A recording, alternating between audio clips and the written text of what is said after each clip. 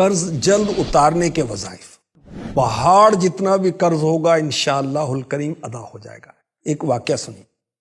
ایک غلام نے اپنے مالک سے یہ معاہدہ کیا، یہ پیکٹ کیا کہ وہ مخصوص رقم ادا کر دے تو مالک اسے آزاد کر دے گا، لیکن غلام پر اس رقم کی ادائیگی مشکل تھی۔ تو مولا علی مشکل کشا حضرت علی المرتضیٰ رضی اللہ تعالی عنہ کی بارگاہ میں اس نے اپنی بے کسی بیان کی اور مدد کی التجا کی۔ حضرت علی رضی اللہ عنہ نے فرمایا، چند کلمات نہ سکھاؤں جو اللہ کے رسول نے مجھے سکھائے، اگر تم پر جبل سیر جتنا قرض بھی ہوگا تو اللہ پاک تمہاری طرف سے ادا کر دے گا۔ تم یوں کہا کرو، اللہم اکفنی بحلالک عن حرامک واغننی بفضلک عمن سواک۔ یا اللہ مجھے حلال رزق عطا فرما کر حرام سے بچا اور اپنے فضل و کرم سے اپنے سوا غیروں سے بے نیاز کر دے۔ یہ دعا تا حصول مراد ہر نماز کے بعد 11 بار صبح شام 100 بار روزانہ اول آخر ایک بار درود پاک کے ساتھ پڑھنی۔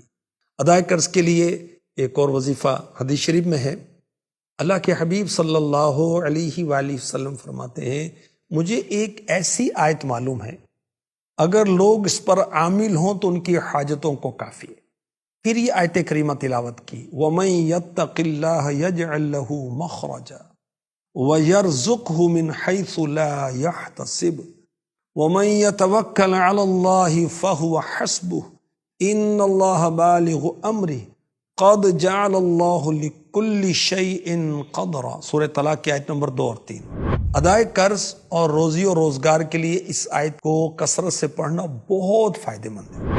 سورہ تکاثر الہاکم التکاثر حتی زرتم المقابر، پوری جو سورت ہے اس کو 300 بار پڑھیں تو انشاءاللہ الکریم بہت جلد قرض ادا ہو جائے گا۔ سورہ واقعہ مغرب کے بعد پڑھی جائے انشاءاللہ قرض ادا ہوگا، فاقہ دور ہوگا۔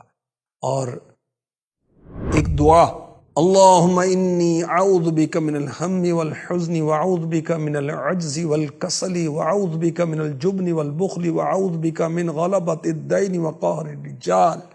جو شخص یہ دعا ایک بار پڑھے گا غم و علم سے بچے گا۔ جو شخص اس دعا کو قرض کی ادائیگی کے لیے صبح و شام 11 دفعہ پڑھے گا انشاءاللہ الکریم اس کا قرض اتر جائے گا۔ یا مجیب یا اللہ، یا مجیب یا اللہ، یا مجیب یا اللہ، 313 بار اول آخر ایک بار درود شریف بلا ناغہ 11 دن تک۔ صبح صادق یعنی فجر کا وقت شروع ہونے سے، جیسے سحری کا وقت ختم ہوتا ہے، فجر کا وقت شروع ہونے سے سورج نکلنے سے پہلے اس کے درمیان ہی پڑھنا ہے۔ اللہ کریم کے فضل سے قرض اترنے کے اسباب پیدا ہو جائیں گے۔